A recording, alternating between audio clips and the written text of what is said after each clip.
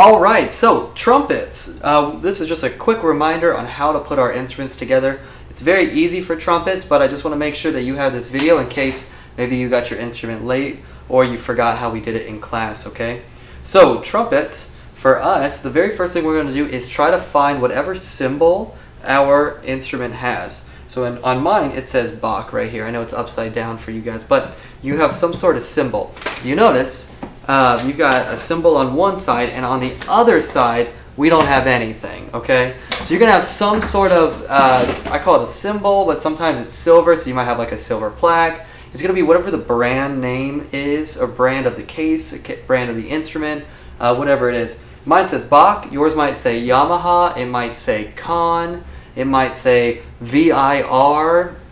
You've got all sorts of different options that it could be, but showing you guys this, this one is my Bach trumpet, okay?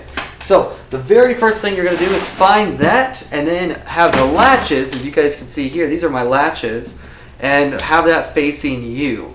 I put this on the floor so that if it falls, it's not going to break because we're a lot closer to the ground.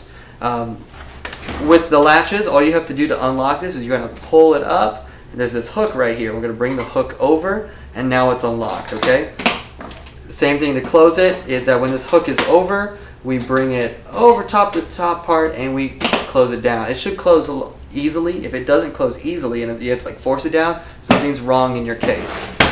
So we've got my trumpet, and I'm going to pop my latches, bring the hooks over, and because I'm opening up my beautiful new trumpet, I'm going to sing like an angel. And there it is. There is our beautiful trumpet, okay? And what you can see is we have the trumpet is one of the easiest to put together because it's already all done except for adding the mouthpiece. So what we're going to do first, we're going to put the left hand on the bell, right hand we're going to put on the center of the valves. So this is like a very sturdy part. We don't want to grab so much from this pipe because this pipe is easy to break, okay? So we can grab from the valves and pull it out, all right? What we'll do is we'll turn it around, and you'll see this small opening right here. Now this is the bell, to remind you, and this side is the receiver.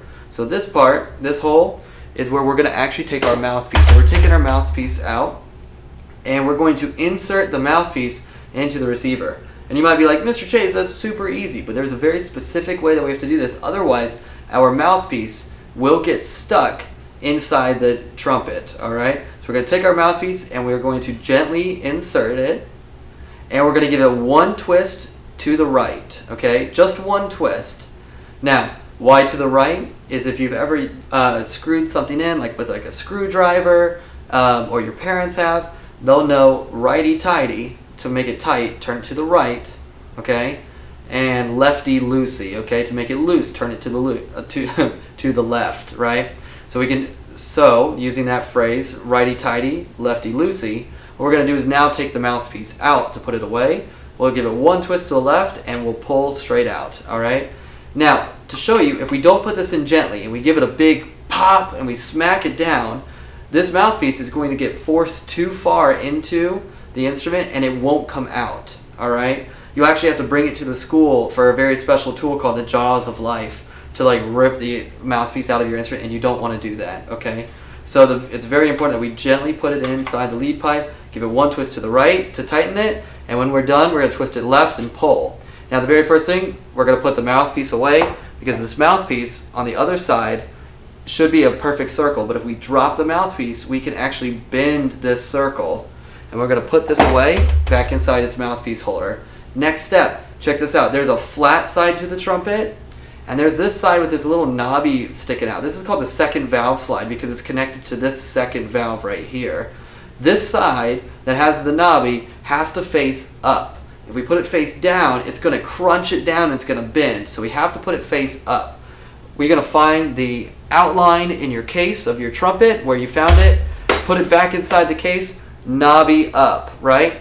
And the very last step is we're going to take the top lid and bring the top lid to the bottom lid, okay? We're never, ever, ever going to take the bottom lid and smack them together. Never, ever, ever.